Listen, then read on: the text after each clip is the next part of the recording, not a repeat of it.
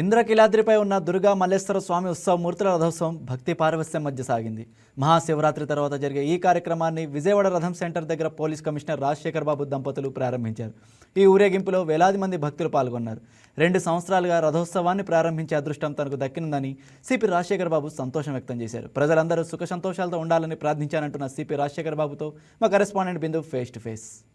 రథం సెంటర్ దగ్గర రథం లాగడం అంటే సిపి గారి చేతుల మీదుగా అయితే రథయాత్ర ప్రారంభమవుతుంది. సిపి గారు కొబ్బరికాయ కొట్టిన తర్వాత అయితే ఈ రథయాత్ర ప్రారంభమవుతుంది. ఇప్పుడైతే కొబ్బరికాయ కొట్టి రథం కూడా లాగినట్టు తెలుస్తుంది. సిపి గారు మనతో పాటు ఉన్నారు, ఆయన అడిగి తెలుస్తుంది. సార్, రథయాత్ర ప్రారంభించారు అండ్ ఇంతమంది జనాలు వచ్చారు ఈరోజు. ప్రతి సంవత్సరం మీరు కొబ్బరికాయ కొట్టి రథం ప్రారంభిస్తారు, ఈ సంవత్సరం కూడా అలాగే జరిగింది. కన్యకా పరమేశ్వరి అన్నసత్రం కమిటీ వారు గత 150 సంవత్సరాలుగా ఈ రథయాత్రను అంగరంగ వైభవంగా జరుపుతున్నారు. ఈసారి కూడా చాలా అద్భుతంగా వారు ఏర్పాటు చేయడం జరిగింది. వేలాది మంది భక్తులు ఈ రథోత్సవానికి తరలి వచ్చారు.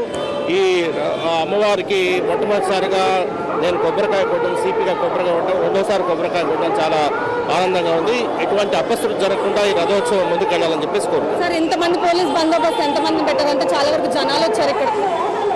పోలీసు ప్రతి అమ్మవారు అంటే పోలీస్కి మాకు అమ్మవారు మా పుట్టినతో సమానం, పుట్టింటి ఆడబిడ్డతో సమానము. కాబట్టి ప్రతి కార్యక్రమంలో కూడా పోలీస్ సిబ్బంది భారీగా మనం వ్యవహరిస్తాం. ఈసారి కూడా దాదాపు 200 నుంచి 300 మంది పోలీస్ సిబ్బంది ఉన్నారు. సో ముఖ్యంగా చూసారు కదా, పోలీస్ బందోబస్తు అయితే రథం సెంటర్ అంతా నిండిపోయిందని చెప్పుకోవచ్చు. భక్తులకు ఎటువంటి అవాంఛనీయ ఘటనలు చోటు చేసుకోకుండా ఎక్కడెక్కడ police బందోబస్తును పెట్టారన్నారు.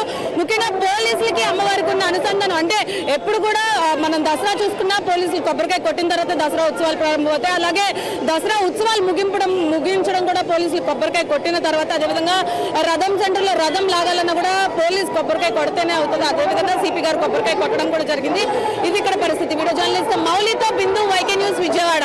Please subscribe to YK TV network. Please subscribe to YK TV. Please watch YK News. Don't forget to subscribe YK News channel.